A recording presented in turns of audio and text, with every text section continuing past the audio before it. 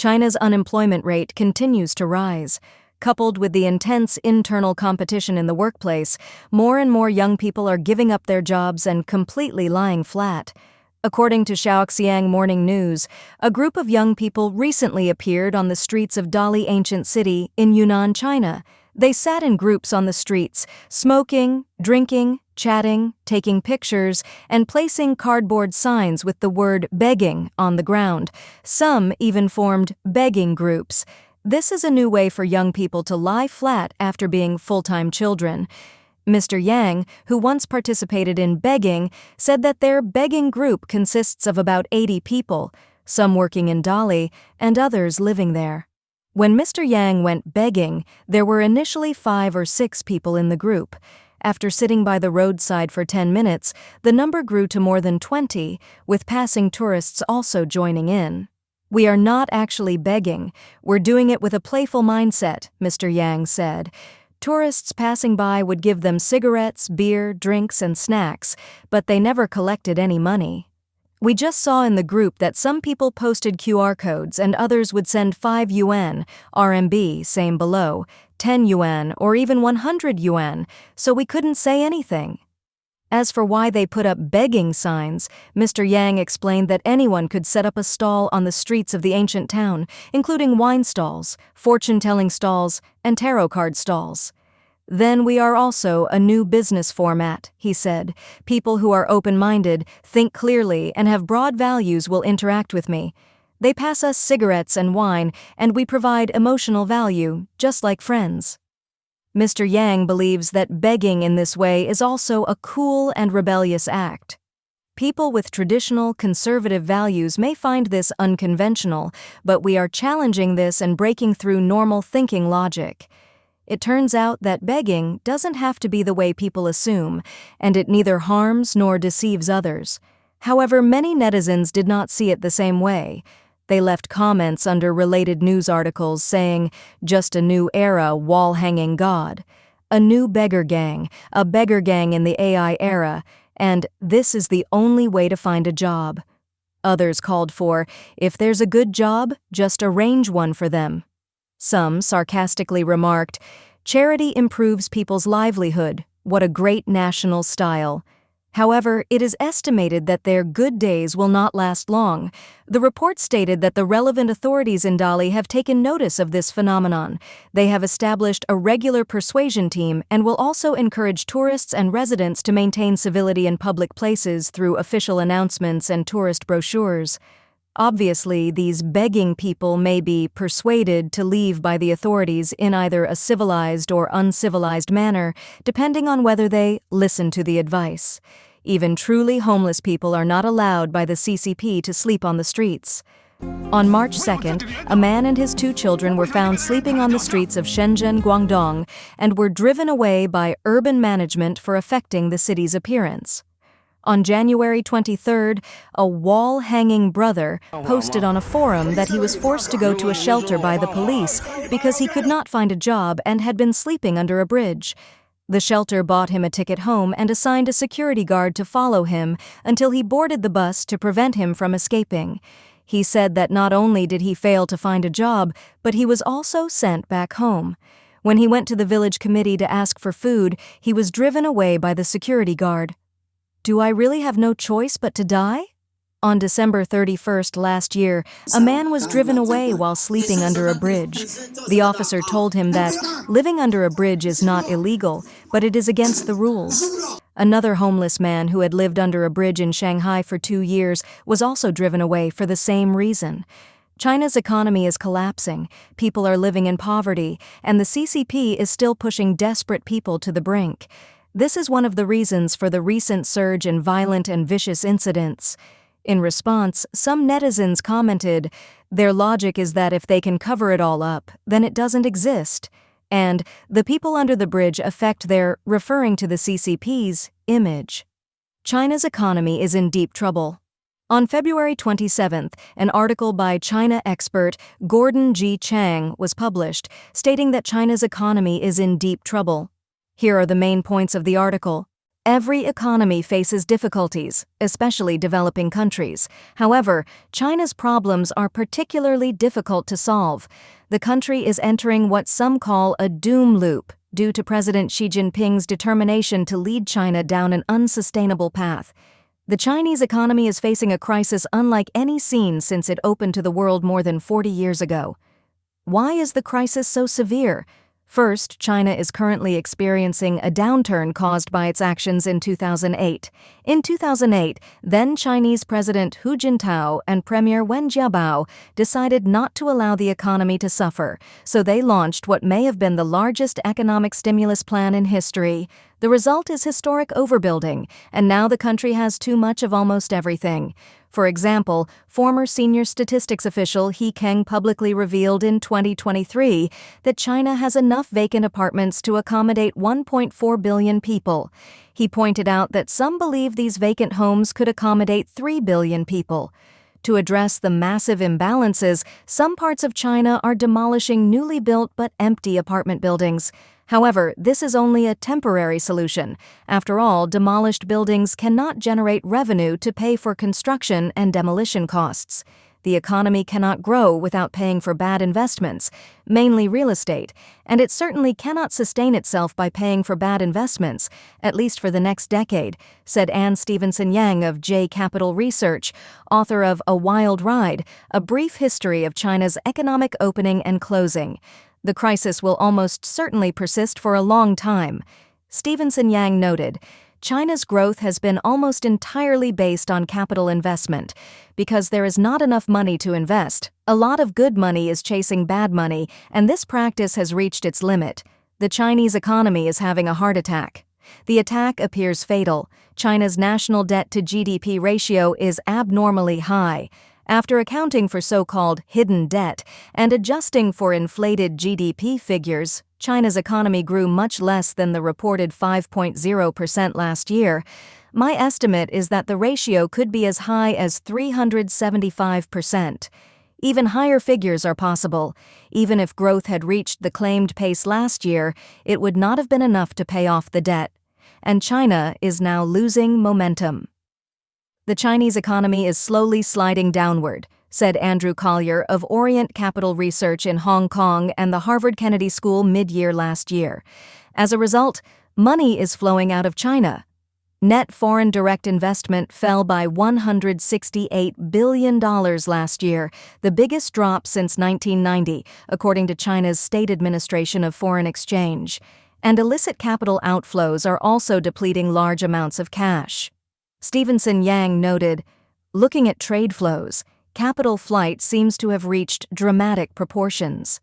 Pessimism is widespread in China, not only because the Chinese economy is in decline, but also because people believe Xi Jinping is steering it in the wrong direction. His plan is to export his way out of the economic mess, but as Nobel laureate Paul Krugman has pointed out, foreign markets are not big enough for Xi's plan to succeed. We can't absorb it, he said. The world won't take everything China wants to export. U.S. President Donald Trump has no intention of accepting more imports from China. On February 1st, he imposed a blanket 10% tariff on Chinese goods over China's role in promoting fentanyl in the U.S. On Thursday, he announced another 10% tariff. Last year, when running for president, Trump pledged tariffs of at least 60% on Chinese imports. His February 13th memorandum on reciprocal tariffs, set for potential implementation in April, will further restrict China's access to the U.S. market. The new tariffs provide other leaders with a reason to block Chinese goods. Even before Trump took office, the EU had imposed tariffs on Chinese EVs, while Indonesia, Brazil, and Turkey had also introduced trade barriers. More countries are expected to follow suit. Meanwhile, China's export ambitions face the headwinds of deglobalization. In 2023, global trade in goods fell 1.2%, and last year's final data is unlikely to show much improvement. China must also contend with friends whoring, as former U.S. Treasury Secretary Janet Yellen put it.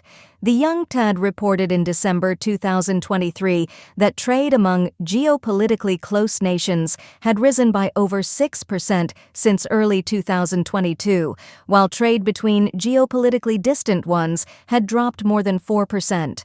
This trend appears to be continuing. At the same time, China's aggressive behavior is isolating it and shrinking its customer base. In the process, Xi Jinping is undermining his own economy. China is experiencing more than just growing pains.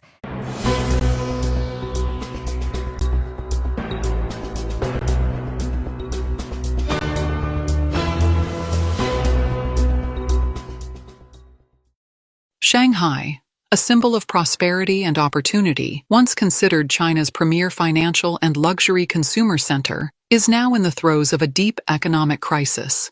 The skyscrapers that were once the pride of the middle class have become burdened with debt. Housing prices have plummeted, businesses have closed, the job market is uncertain, and dreams of social advancement are fading. In this downward spiral, not only investors but also civil servants, intellectuals, and white-collar workers, people who once believed in a secure future, are struggling to survive. As confidence is shaken, the financial system is crumbling, and doors of opportunity are closing. The question is, where will Shanghai go? And how many people can withstand this storm? Let's explore this topic together today. I just escaped the hell of the past year. No exaggeration. At the end of last year, I fell into a financial crisis in Shanghai. Overdue payments, debts piled up, and creditors kept knocking on the door. I used to be a senior employee of a state-owned enterprise, graduated with a master's degree, but I rushed into the homestay business and borrowed heavily to buy a 3-bedroom apartment in Pudong. Then the pandemic and the broken cash flow pushed me off a cliff. The real estate was mortgaged again and again. The court seized it, and I was saddled with 5 million yuan in debt. Debt piled up from credit cards, swiped to the limit, and WeChat loans with interest rates of 3 to 5% per month. I thought I could pay off the debt if I just held on for 2 more months, but reality slapped me hard. Now, I have 6 enforcement orders and 6 blacklist notices for default. Humiliated by former colleagues and almost disowned by my family, I had no choice but to leave Shanghai, taking my young child with me. What shocked me even more was that recently, I accidentally discovered that the secretary of the state-owned enterprise where I used to work was also hiding from debt everywhere. His debt collection messages were even forwarded to my phone. I couldn't believe it.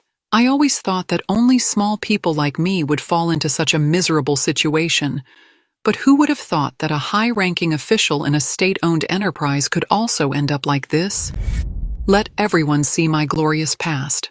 Last year, I still owned assets worth tens of millions of yuan. At that time, I had a factory, 2 houses, and 2 cars in Shanghai. But in the end, because of a plot by my childhood friend and my best friend to cheat me, I lost everything. My house, my car, and even the most valuable thing, my self-respect, were gone. Now I have nothing. Some time ago, I sold my last car to get money to pay my employees. These days, I am also trying to adjust my state of mind. It may make people laugh at me, but right now I only have a few dozen yuan left in my pocket. Recently, many people have asked me, "Zheng, what are you going to do next? Work for hire to pay off your debts or continue to start a business?" I want to say that if I only work for a salary, I probably won't be able to get back up in this life. If life doesn't go as planned, listen to my story.